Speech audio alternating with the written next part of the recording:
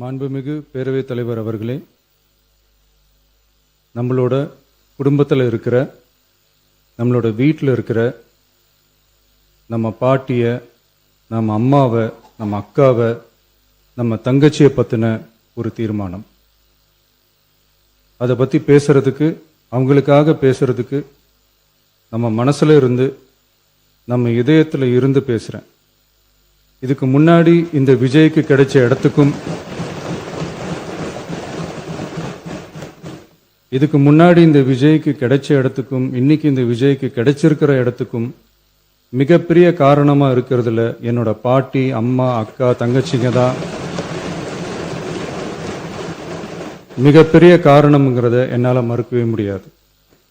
அந்த நன்றி விசுவாசத்தோட, அப்படி ஒரு உணர்வோட தான் இப்போ இங்க நின்று பேசுறேன். பெருசா பணம் இருந்துட்டா ஒரு வீட்டுக்கோ, பெரிய பொருளாதாரம் இருந்துட்டா ஒரு நாட்டுக்கோ பெரிய பேர் வந்துடும்னு சில பேர் நினைக்கலாம். ஆனால் உண்மையாகவே ஒரு வீட்டுக்கோ ஒரு நாட்டுக்கோ எப்போ பெரிய பேர் கிடைக்கும் தெரியுமா? அந்த வீட்டு பெண்கள் தனிப்பட்ட முறையில் சமூகத்தில் உயர்ந்தாதான் பெரிய பேர் ஒட்டுமொத்த சமூகத்துக்கே கிடைக்கும். நம்ம தமிழ்நாட்டு மண்ணில் சங்க காலத்தில் இருந்த அன்னைக்கும் சரி இன்னைக்கும் சரி மிகப்பெரிய அடையாளமாக இருக்கிற பெண் ஆளுமைகள் நிறைய பேர் இருக்காங்க.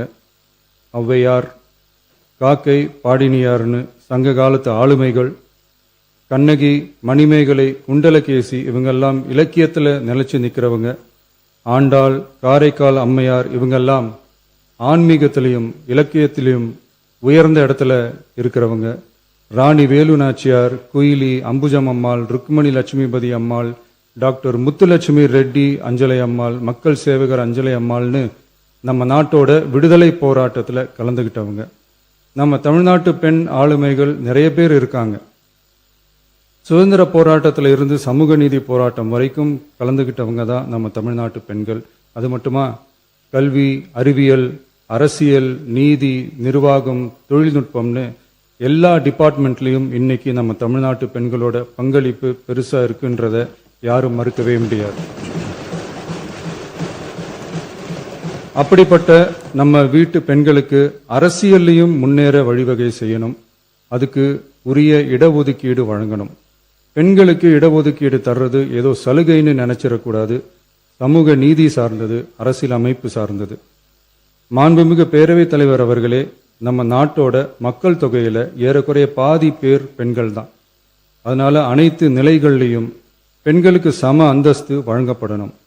அரசியலமைப்பு சட்டமும் அவங்களுக்கு சமத்துவ உரிமையை வழங்கித்தானே இருக்கு. நம்ம தமிழ்நாட்டை எடுத்துக்கிட்டாலும் ஆண்களை விட பெண்கள் தான் அதிகம். ஓட்டு சதவீதத்தில் கூட அவங்க தான் அதிகம். ஆனால் அவங்களுக்கான அரசியல் இடம்னு பார்த்தா 2021 சட்டசபையில் 12 பெண்கள் இருந்தாங்க. இப்போ இந்த 2026 சட்டசபையில் 23 பெண்கள் இருக்கிறாங்க.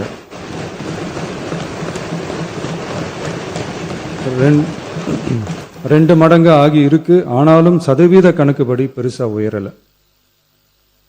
மாண்புமிகு பேரவைத் தலைவர் அவர்களே, ஒன்றிய அரசு 2023ஆம் ஆண்டு மக்களவை, அனைத்து மாநில சட்டமன்றங்கள் மற்றும் டெல்லி யூனியன் பிரதேச சட்டமன்றத்தில் பெண்களுக்கென 1/3 தொகுதி ஒதுக்கீட்டை கட்டாயமாக்கி 106வது அரசியல் சாசன திருத்த சட்டத்தினை 2023 செப்டம்பர் 28 நிறைவேற்றி 2026 ஏப்ரல் 16 முதல் நடைமுறைக்கு வந்துள்ளது.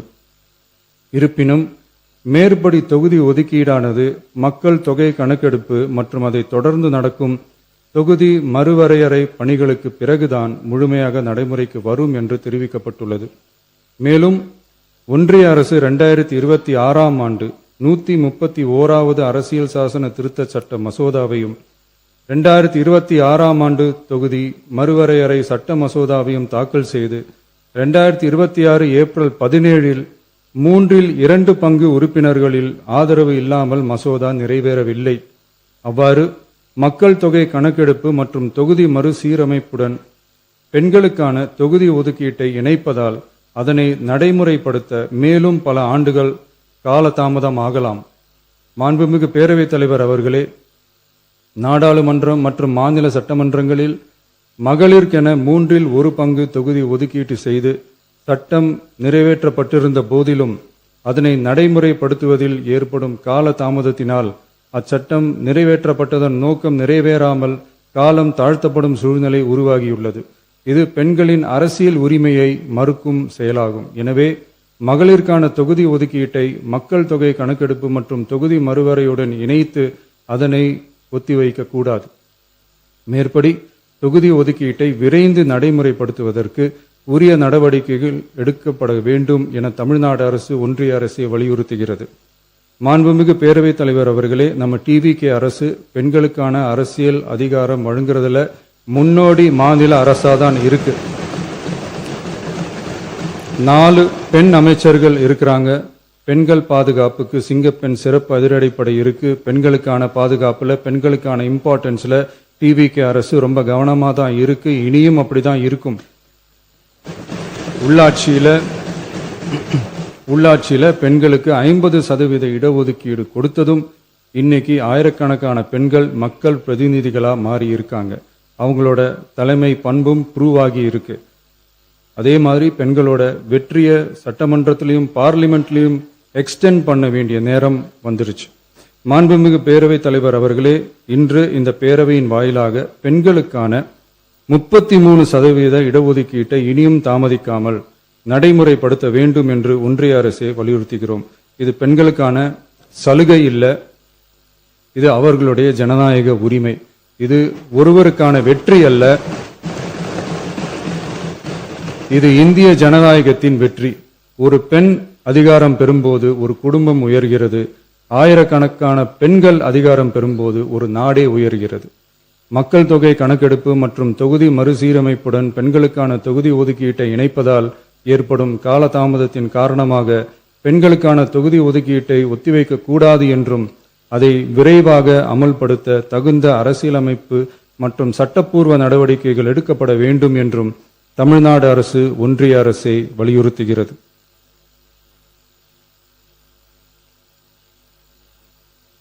மாண்புமிகு பேரவைத் தலைவர் அவர்களே, டீலிமிட்டேஷன் தொடர்பான ஆலோசனை கூட்டம் தமிழ்நாட்டு மக்களவை மற்றும் மாநிலங்களவை உறுப்பினர்களுடன் தமிழ்நாடு அரசால் நமது தலைமையில் 8/8/2026 அன்று கலைவாணர் அரங்கத்தில் நடந்துச்சு. அந்த கூட்டத்தில் தமிழ்நாட்டை சேர்ந்த அனைத்து மக்களவை மற்றும் மாநிலங்களவை உறுப்பினர்களுக்கும் அழைப்பு விடுக்கப்பட்டு இந்திய தேசிய காங்கிரஸ் கட்சியின் 11 உறுப்பினர்களும், விடுதலை சிறுத்தைகள் கட்சியின் 2 உறுப்பினர்களும், இந்திய கம்யூனிஸ்ட் கட்சியின் 2 உறுப்பினர்களும், மார்க்சிஸ்ட் கம்யூனிஸ்ட் கட்சியின் 2 உறுப்பினர்களும், இந்திய யூனியன் முஸ்லிம் லீக் கட்சியின் உறுப்பினரும் மற்றும் மறுமலர்ச்சி திராவிட முன்னேற்ற கழகத்தின் உறுப்பினரும் என 6 கட்சிகளை சேர்ந்த உறுப்பினர்கள் பங்கேற்றாங்க. இந்த கூட்டத்தில் டீலிமிட்டேஷன் தொடர்பா விரிவா ஆலோசிக்கப்பட்டுச்சு. அந்த ஆலோசனையில டீலிமிட்டேஷனால தமிழ்நாடு மற்றும் தென் மாநிலங்களுக்கு ஏற்படக்கூடிய பாதிப்புகள் குறித்தும் அதை சரி செய்யறதுக்கான வழிமுறைகள் குறித்தும் விவாதிக்கப்பட்டு இறுதியில் டீலிமிட்டேஷன் தொடர்பா சட்டமன்றத்தில் ஒரு தீர்மானம் இயற்றலாம்னு முடிவானுச்சு. மாண்புமிகு பேரவைத் தலைவர் அவர்களே, இந்தியாவில் 1952ஆம் ஆண்டு முதல் பொது தேர்தல் நடத்தப்பட்டது. அது தொடர்ந்து ஒவ்வொரு 10 ஆண்டுகளுக்கு ஒருமுறை நடத்தப்படுற சென்சஸ் டீடைல்ஸ் படி மக்களவை மற்றும் சட்டப்பேரவை தொகுதிகளின் எண்ணிக்கையை மறுசீரமைப்பு செஞ்சு 1976 வரை தேர்தல்கள் நடத்தப்பட்டது. இந்த நிலையில் 1976ஆம் ஆண்டு 42வது அரசியலமைப்பு சட்ட திருத்தப்படி மக்கள் தொகையை சிறப்பா கட்டுப்படுத்தும் மாநிலங்களுக்கு டீலிமிட்டேஷன் காரணமா மக்களவை உறுப்பினர் எண்ணிக்கையில் எந்தவித பாதிப்பும் ஏற்படக்கூடாது என்பதற்காக அடுத்த 25 வருஷத்துக்கு 1971ஆம் ஆண்டு சென்சஸ் படி பாராளுமன்ற உறுப்பினர்களின் எண்ணிக்கை வைக்கப்படும்னு சட்டம் இயற்றப்பட்டது. அதை தொடர்ந்து அதே நிலையை முன்னிறுத்தி 84வது மற்றும் 87வது அரசியலமைப்பு சட்ட திருத்தம் 1971 சென்சஸ் படி மக்களவை தொகுதிகள் நிலைநிறுத்தப்பட்டன. இந்த திருத்தங்களோட நோக்கமே மக்கள் தொகை கட்டுப்பாட்டை செயல்படுத்திய மாநிலங்களின் உரிமைகளை பாதுகாக்கிறது தான். மாண்புமிகு பேரவைத் தலைவர் அவர்களே, அந்த 25 வருஷ லிமிட் இந்த 2026 முடியுது. இதை முன்னிட்டு கடந்த 50 வருஷமா இருந்து வந்த டீலிமிட்டேஷன் தடையை அகற்றி 2011 சென்சஸ் அடிப்படையில் மக்களவை மற்றும் சட்டப்பேரவை தொகுதிகளின் எண்ணிக்கையை நிர்ணயிக்க நாடாளுமன்றத்தில் ஒரு மசோதா ஏப்ரல் 2026 அறிமுகப்படுத்தப்பட்டு அந்த மசோதா தோல்வியில் முடிஞ்சது. இப்ப மீண்டும் ஒன்றிய அரசு மக்களவை உறுப்பினர்களின் எண்ணிக்கையை 50% அதிகரிக்க செய்து டீலிமிட்டேஷன் மசோதாவை அறிமுகப்படுத்த உத்தேசித்து இருப்பதா சில அரசியல் கட்சிகள் தெரிவிப்பதா கூறப்படுது. இந்த வரக்கூடிய மசோதா குறித்து 8/8/2026 பாராளுமன்ற உறுப்பினர்களோட நடந்த கூட்டத்தில் விவாதிச்சப்போ மேல சொன்ன மாதிரி தற்போது அறிமுகப்படுத்தப்பட உள்ள மசோதா நிறைவேறினால் ஒவ்வொரு மாநிலத்துக்கும் தலா 50% மக்களவை உறுப்பினர்களின் எண்ணிக்கையை முதலில் அதிகரித்தாலும் அதனைத் தொடர்ந்து 2026 சென்சஸுக்கு பிறகு அரசியலமைப்பு பிரிவு ஆர்டிகல் 81(2)A அதன் கீழ் மாநிலத்தின் மக்கள் தொகையின் அடிப்படையில் தொகுதிகள் மறுசீரமைக்கப்படும். இப்படி செஞ்சா தென் மாநிலங்களின் பாராளுமன்ற உறுப்பினர் எண்ணிக்கை வெகுவா குறைய வாய்ப்பு இருக்கு. கடைசியில மக்கள் தொகை கட்டுப்பாட்டை சிறப்பா செயல்படுத்தின தமிழ்நாடு உள்ளிட்ட தென் மாநிலங்களுக்கு பெரும் அரசியல் பிரதிநிதித்துவ அநீதி இழைக்கப்படும். சர்வ வல்லமை பெற்றதா டீலிமிட்டேஷன் ஆணையம் இருக்கு. இந்த அதிகாரத்தை தவிர்த்து பாராளுமன்றத்திற்கே இறுதி செய்யும் அதிகாரம் இருக்க வேண்டும் என்ற கருத்தும் முன்வைக்கப்பட்டது. மாண்புமிகு பேரவைத் தலைவர் அவர்களே, தமிழ்நாட்டு உள்ளிட்ட தென் மாநிலங்கள் மக்கள் தொகை கட்டுப்பாட்டு திட்டங்களை சிறப்பாக செயல்படுத்தி பொருளாதார முன்னேற்றம் பெற்று வரும் நிலையில் கடந்த 50 ஆண்டுகளாக நடைமுறையில் உள்ள மக்களவை மற்றும் சட்டப்பேரவை தொகுதிகளின் எண்ணிக்கையை அப்படியே நிலைநிறுத்த வேண்டிய கட்டாய தேவை உள்ளது. எனவே தற்போதுள்ள மக்களவை உறுப்பினர்களின் எண்ணிக்கையான 543 என்ற அளவிலேயே நிரந்தரமாக வைப்பதற்கும் மாநிலங்களுக்கு இடையேயான எண்ணிக்கை பகிர்வை நிரந்தரமாக வைக்கவும், மேலும் தற்போது மக்களவை மற்றும் மாநிலங்களவையோட விகிதம் 2.2:1 என்ற அளவிலேயே நிலைநிறுத்த வேண்டும். அதற்கு தேவையான மற்றும் உரிய சட்ட திருத்தங்கள் பாராளுமன்றத்தில் கொண்டு வர வேண்டும் என்ற கருத்தை ஒருமனதா தீர்மானிக்கப்பட்டுச்சு. மாண்புமிகு பேரவைத் தலைவர் அவர்களே, மகளிர் இடஒதுக்கீடு சட்டத்தினை அமுல்படுத்த மேலும் காலதாமதம் இல்லாமல் தற்போது 543 என்ற நிலையிலேயே 1/3 தொகுதி மகளிர் தொகுதிக்கு வருகின்ற 2029 பாராளுமன்ற தேர்தலில் நடைமுறைப்படுத்த வேண்டும் என்ற முன்மொழியும் தீர்மானிக்கப்பட்டுச்சு. ஆகவே மேற்கூறிய காரணங்களால் தமிழ்நாட்டில் உள்ள அனைத்து சட்டமன்ற கட்சியின் தலைவர்களும் ஒருமித்த கருத்தோடு தமிழ்நாட்டை முன்னிறுத்தி கட்சி வேறுபாடின்றி ஒருமித்த குரலில் பேச வேண்டும் என்ற கருத்தை வலியுறுத்தி நாம முன்மொழிகிற தீர்மானத்தை ஒருமனதாக நிறைவேற்றி தருமாறு கேட்டுக்கொள்கிறோம். தொகுதி மறுவரையறை மற்றும் மகளிர் இடஒதுக்கீடு அரசினர் தனி தீர்மானம். தமிழ்நாடு உள்ளிட்ட அனைத்து மாநிலங்கள் மற்றும் யூனியன் பிரதேசங்களில் மக்களவை சட்டப்பேரவை உறுப்பினர்களின் எண்ணிக்கையானது கடந்த 50 ஆண்டுகளாக 1971 ஆண்டினுடைய மக்கள் தொகை கணக்கெடுப்பு புள்ளி விவரங்களின்படி நிர்ணயிக்கப்பட்டு தேர்தல்கள் நடத்தப்பட்டு வருகிறது. ஏப்ரல் 2026 பாராளுமன்றத்தில் கடந்த 50 ஆண்டு கால தொகுதி மறுவரையறை தடையை நீக்கவும் 2011 ஆண்டு மக்கள் தொகை கணக்கெடுப்பு அடிப்படையில் தொகுதி மறுவரையறை செய்திடவும் மக்களவை உறுப்பினர்களின் எண்ணிக்கையை 550 850 அதிகரிக்கவும் கொண்டுவரப்பட்ட அரசியலமைப்பு சட்ட திருத்த மசோதா தோல்வியடைந்தது. இந்நிலையில் மீளவும் மேற்குறிப்பிட்ட அரசியலமைப்பு சட்ட திருத்த மசோதா கொண்டுவரப்பட உள்ளது என தெரிந்ததின் அடிப்படையில் 1971 பிறகு உள்ள எந்த மக்கள் தொகை கணக்கெடுப்பை அடிப்படையாக கொண்டு தொகுதி மறுவரையறை செய்தாலும் மக்கள் தொகையை சிறப்பாக கட்டுப்படுத்திய தமிழ்நாடு உள்ளிட்ட தென் மாநிலங்களின் நாடாளுமன்ற பிரதிநிதித்துவம் நிரந்தரமாக பாதிக்கப்படும் என்பது நிதர்சனமான உண்மை. ஒன்றிய அரசு அளித்த உறுதியின்படி மக்கள் தொகை கட்டுப்பாட்டு திட்டங்களை சிறப்பாக செயல்படுத்தி நல்ல பொருளாதார வளர்ச்சி கண்டு நல்ல சுகாதாரம் மக்கள் நல திட்டங்களை மேற்கொண்டு வரும் எந்த ஒரு மாநிலமும் தொகுதி மறுவரையால் பாதிக்கப்படாமல் பார்த்து கொள்வது ஒன்றிய அரசின் தலையாய கடமையாகும்.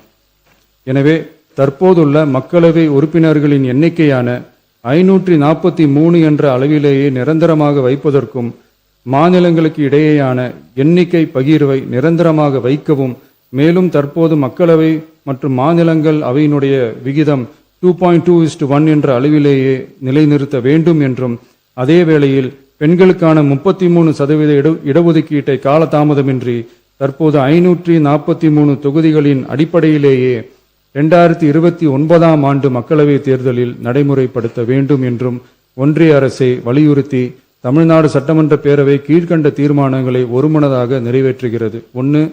நாடாளுமன்ற மக்களவையின் மொத்த உறுப்பினர்களின் எண்ணிக்கையை 543 என்ற நிலையிலேயே நிரந்தரமாக்க வேண்டும்.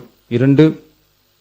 தற்போதுள்ள மக்களவை உறுப்பினர்களின் இடங்களின் எண்ணிக்கையை மாநிலங்களுக்கிடையே, அதாவது விகிதாச்சார பிரதிநிதித்துவம் தற்போதுள்ள அளவிலேயே நிரந்தரமாக்க வேண்டும். 3.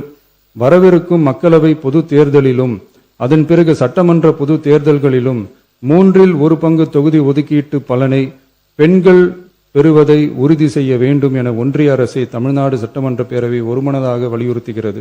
மாண்புமிகு பேரவைத் தலைவர் அவர்களே, இந்த தீர்மானம் ஒரு அரசியல் கட்சியின் தீர்மானம் அல்ல, தமிழ்நாட்டின் உரிமையை நிரந்தரமாக பாதுகாக்கும் தீர்மானம். எனவே அனைத்து கட்சிகளை சேர்ந்த மாண்புமிகு பேரவை உறுப்பினர்கள் இந்த தீர்மானத்தை ஒருமனதாக நிறைவேற்றி தர வேண்டும் என்று கேட்டுக்கொள்கிறோம். நன்றி.